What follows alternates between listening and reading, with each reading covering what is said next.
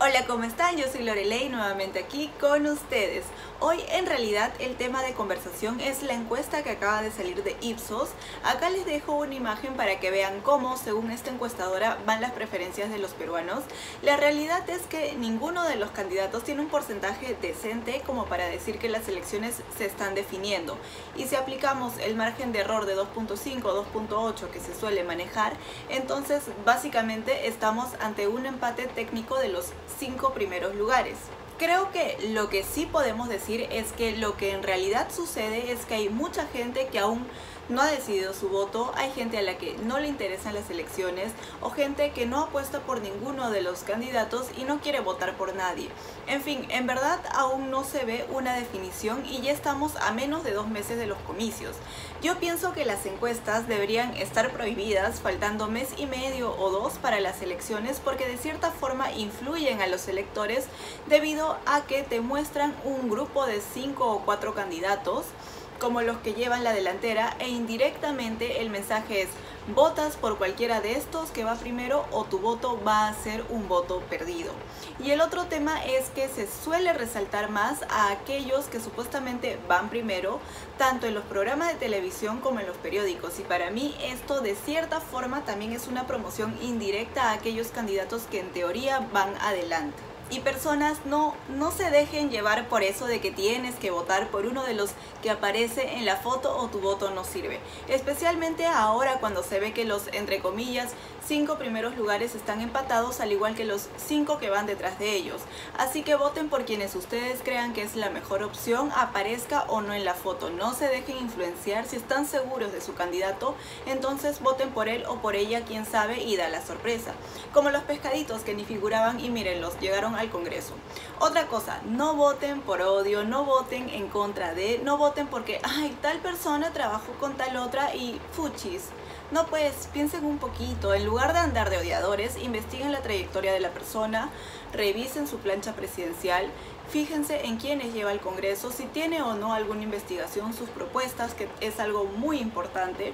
Y bueno, en verdad no pensaba decir casi nada o nada sobre las encuestas y terminé hablando más de lo que pensaba sobre ellas. Ahora, algo que sucedió hace poco fue la renuncia de la ministra Macetti.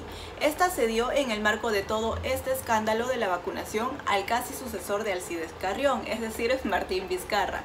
Por cierto, la Universidad Cayetano Heredia ya publicó un comunicado informando que el expresidente no fue parte de ningún ensayo clínico, por lo que una vez más se comprueba que nos mintió y con mayor razón ahora esto se tiene que investigar. Por cierto, ¿alguien sabe si tenemos fiscal de la nación? Está como no habida, creo, ¿no? Tal vez Alberto de Belaúnde, ya que es experto en búsqueda de desaparecidos, nos puede echar una manito y dar con el paradero de la señora Zoraida Ábalos. No sé, es una sugerencia. Bien, lo primero que sucedió fue que citaron tanto a la ex ministra Macetti como a la presidenta del Consejo de Ministros para hablar respecto al tema de la vacunación de Martín Vizcarra. Pero no solo la citaron para eso, por si acaso, sino también para que respondieran sobre las medidas de su sector ante el incremento de contagios de la COVID-19.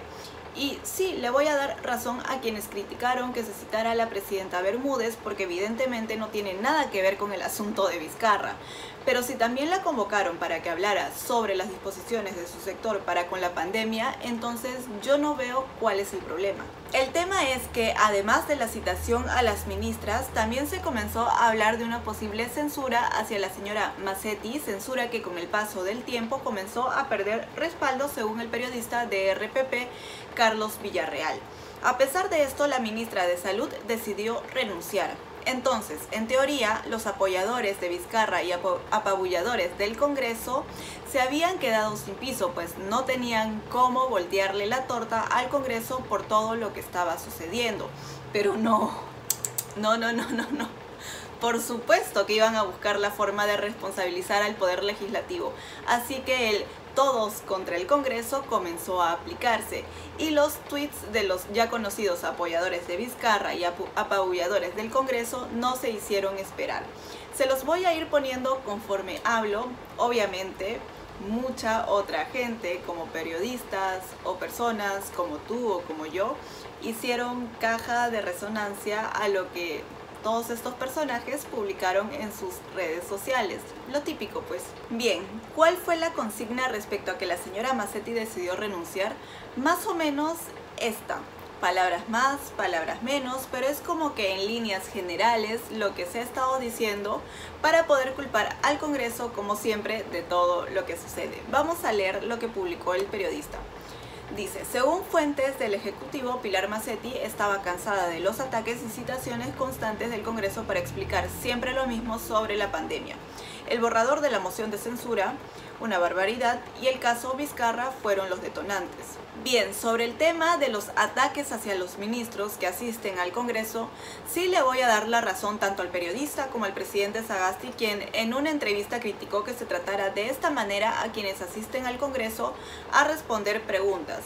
No voy a estar del todo de acuerdo con que se los insulta y maltrata, porque considero que es exagerado decir eso, pero sí muchas veces los congresistas no saben guardar las formas y no es necesario, por ejemplo, alzar la voz para realizar ciertas interrogantes. Aparte de lo que les acabo de decir, si como dice el periodista, la ministra estaba cansada de las citaciones constantes, entonces sí, lo mejor que podía hacer era renunciar, porque parte de su trabajo es asistir al Congreso cuando éste considere necesario convocarla. Si no le gusta o está exhausta de respetar esta mecánica, entonces el trabajo ya no es el adecuado para ella. Acá también quiero hacer mención a algo más que el presidente dijo en la entrevista que dio. Él comentó lo siguiente. Mientras los congresistas están cómodamente en sus casas, los ministros serán sometidos a un interrogatorio indignante con la repetición de preguntas, con insultos y planteamientos sin evidencia. Ok, los congresistas están en sus casas porque estamos en medio de una pandemia y es lo que muchos están haciendo, trabajar desde sus hogares. No entiendo ese comentario del presidente. Si no le parece, entonces que obligue a los congresistas a ir al Parlamento, no sé, para que no se queje. Cuando hace referencia al interrogatorio indignante, me imagino que lo hace porque hay congresistas que, como ya les dije, no guardan las formas. Y sí, hay que instar a los parlamentarios a aprender a manejarse mejor al momento de plantear sus preguntas. Sobre los insultos, les comenté que me parece una crítica exagerada respecto a que les hacen preguntas similares más de una vez y que las respondan y ya, no se van a morir por hacerlo. No sabía que los ministros últimamente eran de cristal. Bueno, continuemos con el tuit de Carlos Villarreal, que ya me salí del tema de nuevo. El señor también dice que Mazzetti estaba cansada de ir al Congreso para explicar siempre lo mismo sobre la pandemia. Acá entonces el tema no es el Congreso, sino que si la ministra de Salud siempre daba la misma explicación sobre sus medidas ante la COVID-19 era porque no hizo nada diferente durante todo el tiempo que estuvo en el cargo desde julio del año pasado. Además, también habla de que la censura y el caso de Vizcarra fueron detonantes. ¿Qué censura? Si como él mismo dijo en su tuit anterior, la censura ya se había caído. Y sobre Vizcarra, bueno, querer culpar otra vez al Congreso por las acciones del expresidente ya sería patológico, en serio.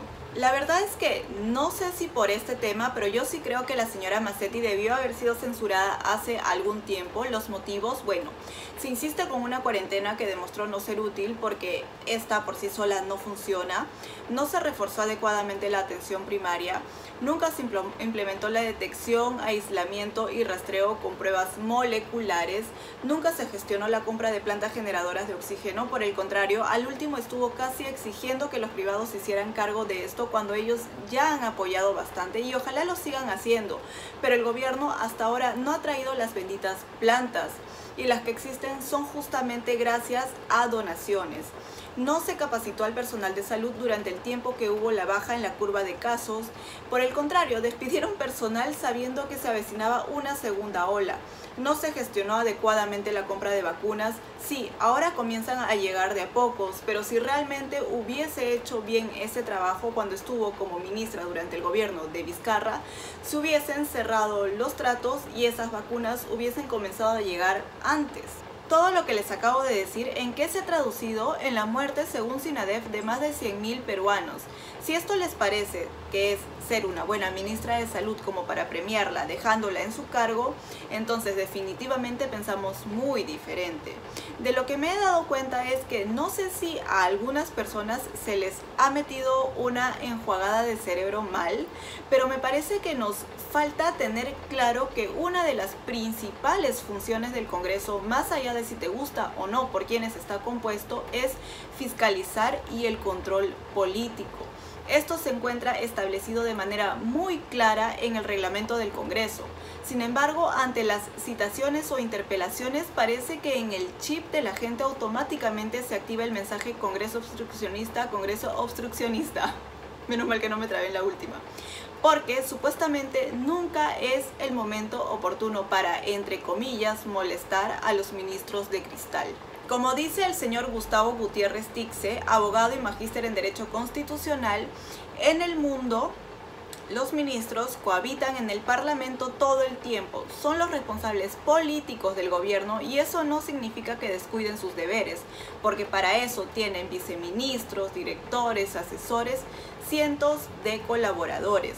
Pero acá en Perusalén apenas se cita o interpela a un ministro, la consigna automática es que el Congreso es obstruccionista. Y si lo censuran, bueno, básicamente es el fin del mundo. El Congreso no es un adorno, por si acaso. Debilitarlo, llamándolo obstruccionista por hacer su trabajo y encima quitarle la inmunidad, puede en un futuro acarrear problemas. Recuerden que en democracia los pesos y contrapesos son importantes, si no comienza el abuso de poder. Si no es el Congreso, por más que no les guste quienes están en él, y créanme que en eso los entiendo totalmente, pero si no es el Congreso, ¿qué otra institución va a poner el peso en el otro lado de la balanza para que haya un equilibrio? Piensen bien antes de apoyar medidas populistas que no ayudan en nada a fortalecer nuestra democracia y el equilibrio de poderes en serio.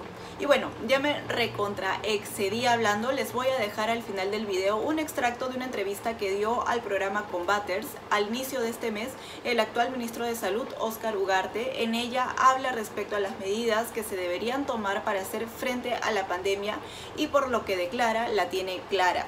Así que esperemos que desde ya, desde ahorita, esté haciendo todo lo que indica en la entrevista, es decir, gestionando la compra de plantas generadoras de oxígeno, pruebas moleculares, en fin, todo lo que ya sabemos.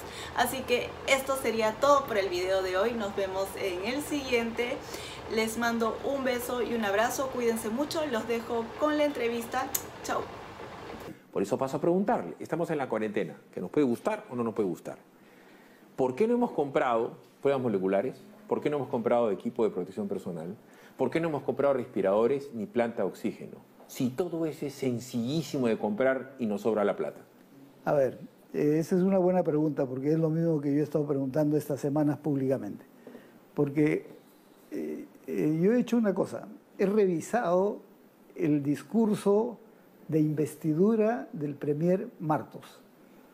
Es decir, cuando se presentó el gabinete Martos ante el Congreso. Yo también lo he visto. Y a mí me pareció bueno, desde el punto de vista de salud, buen diagnóstico y buenos planes y compromisos. 11 de septiembre.